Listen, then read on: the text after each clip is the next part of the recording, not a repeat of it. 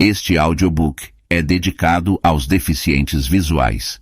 As Crônicas de Nárnia, um conto de C.S. Lewis, volume 1, O Sobrinho do Mago, tradução, Paulo Mendes Campos, diretor de dublagem, Rodrigo Lisboa. Capítulo 1, A Porta Errada. O que aqui se conta aconteceu há muitos anos, quando vovô ainda era menino. É uma história da maior importância, pois explica como começaram as idas e vindas entre o nosso mundo e a terra de Nárnia. Naqueles tempos, Sherlock Holmes ainda vivia em Londres, e as escolas eram ainda piores que as de hoje, mas os doces e os salgadinhos eram muito melhores e mais baratos. Só não conto para não dar água na boca de ninguém. Naquela época vivia em Londres uma garota que se chamava Polly. Morava numa daquelas casas que ficam coladas umas nas outras, formando uma enorme fileira. Uma bela manhã ela estava no quintal quando viu surgir por cima do muro vizinho o rosto de um garoto. Polly ficou muito espantada, pois até então não havia crianças naquela casa, apenas os irmãos André e Letícia Catterley, dois solteirões que moravam juntos. Por isso mesmo arregalou os olhos muito curiosa. O rosto do menino estava todo encardido. Não poderia estar mais encardido, mesmo que ele tivesse esfregado as mãos na terra, depois chorado muito, e então enxugado as lágrimas com as mãos sujas. Aliás, era mais ou menos isso que havia acontecido. "Oi", disse Polly. "Oi", respondeu o menino. "Qual é o seu nome?" "Polly." "E o seu?" "Diggory." "Puxa, que nome sem graça", disse ela. "Acho Polly muito mais sem graça." "Não é não." "É sim." "Bom, pelo menos eu lavo o rosto", disse Polly. "É o que você deveria fazer, principalmente depois." E parou. Ia dizer, principalmente depois de ter chorado por aí, mas achou que isso não seria muito delicado. "Está bem, chorei mesmo", disse Diggory bem alto. Sentia-se tão infeliz que nem se incomodava que soubessem que andara chorando. "Você também choraria se tivesse vivido a vida inteira no campo e tivesse tido um pônei e um rio no fundo do quintal, e de repente viesse morar nesta droga de buraco." "Londres não é um buraco", reclamou Polly, indignada. Mas o menino estava tão aborrecido que nem prestou atenção, continuando a falar. "E se seu pai estivesse na Índia e você tivesse de viver com uma tia e um tio louco, quem ia gostar? E isso porque eles têm de tomar conta de sua mãe. E se sua mãe estivesse doente e fosse morrer?" Aí o rosto de Diggory ficou esquisito, como se ele estivesse fazendo força para não chorar. Polly falou com doçura. "Desculpe, eu não sabia de nada." E como não tinha mais o que dizer, ou querendo animar o garoto, perguntou: "Seu tio é mesmo doido? Ou é doido ou então há um mistério nisso. Ele tem um estúdio no último andar e tia Leta nunca me deixa ir lá. Isso não me cheira bem. Tem mais. Sempre que ele quer me falar alguma coisa na hora do jantar, ela não deixa, dizendo: 'Não aborreça o menino, André.' Ou então: 'Diggory não está nada interessado nisso.' Ou: 'Diggory, acho melhor você ir brincar no quintal.' Mas que tipo de coisas ele tenta lhe dizer?" perguntou a menina. "Não tenho a menor ideia. Ela nunca deixa ele continuar. Tem outra coisa. Ontem à noite eu estava passando perto da escada do sótão, indo para a cama, quando ouvi um grito. 'Quem sabe ele não tem uma mulher louca que ele esconde lá dentro?' sugeriu a menina. 'Já pensei nisso. Quem sabe ele faz dinheiro falso. Também pode ter sido um pirata e agora anda escondido dos antigos companheiros.'" "Sensacional!" exclamou Polly. "Jamais podia imaginar que sua casa fosse tão interessante. Você diz isso porque nunca dormiu lá.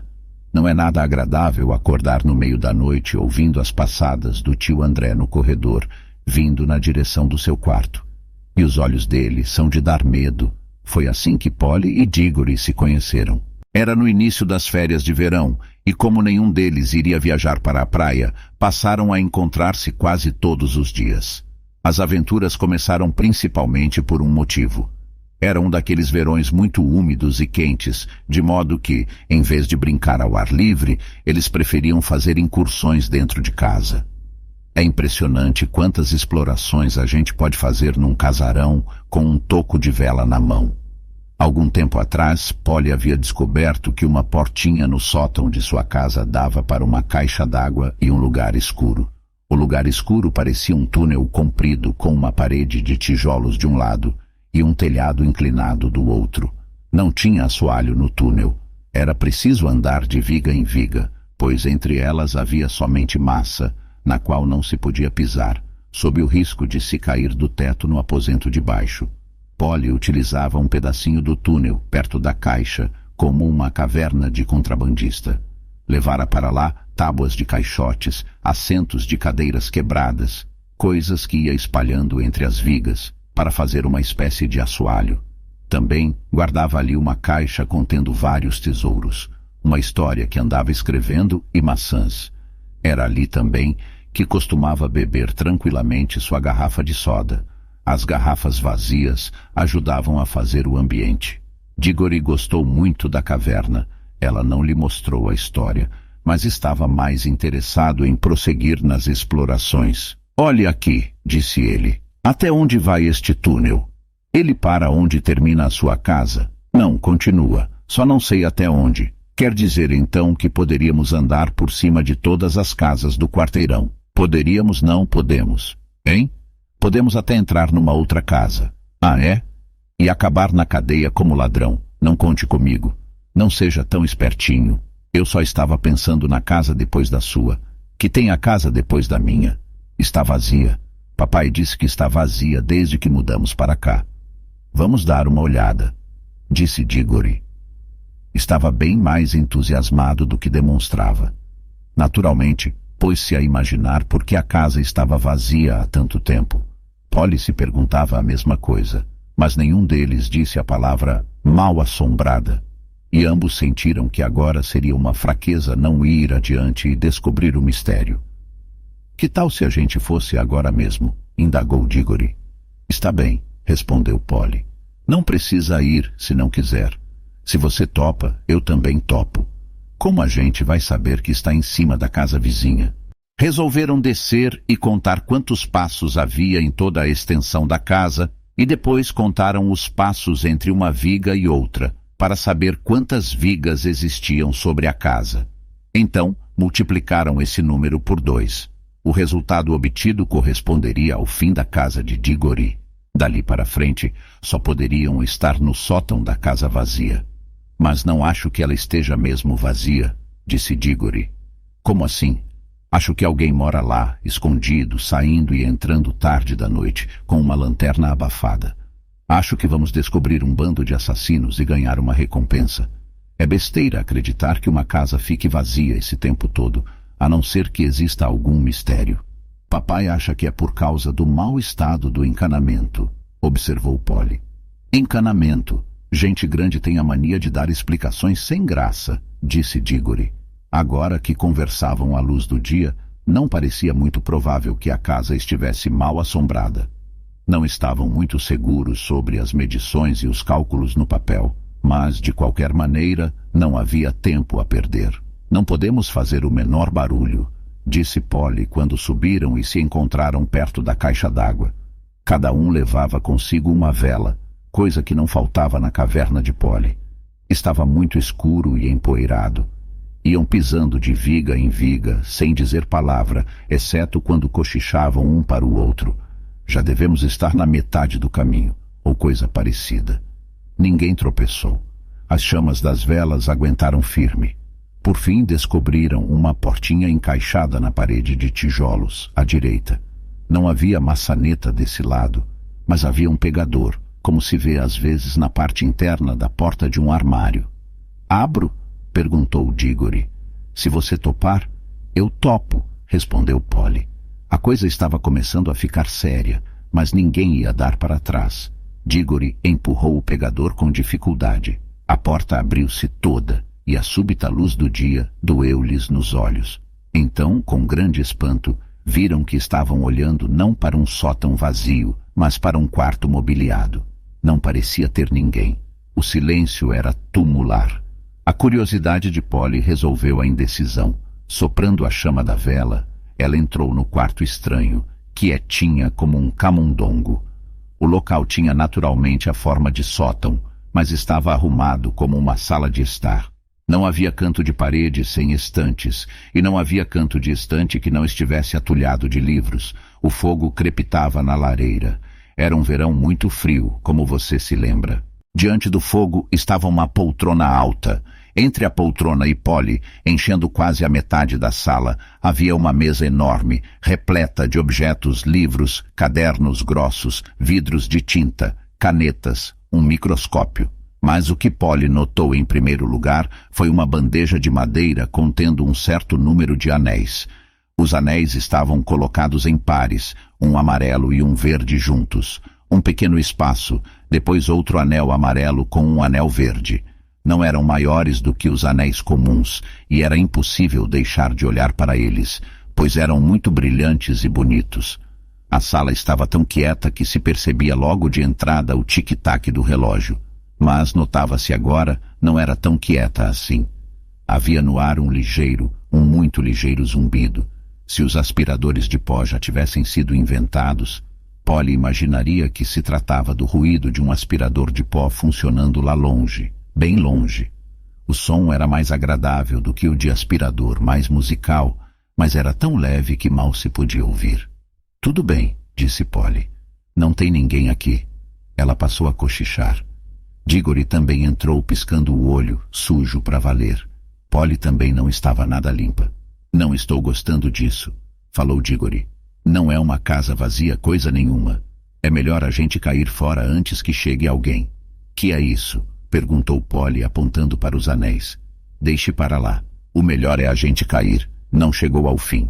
A poltrona na frente do fogo moveu-se de repente e dela surgiu, como um diabo de comédia pulando de um alçapão, a figura amedrontadora do tio André. Não estavam mesmo na casa vazia. Estavam na casa de Diggory. No estúdio proibido? Minha nossa! Exclamaram as duas crianças. Tio André era altíssimo e muito magro.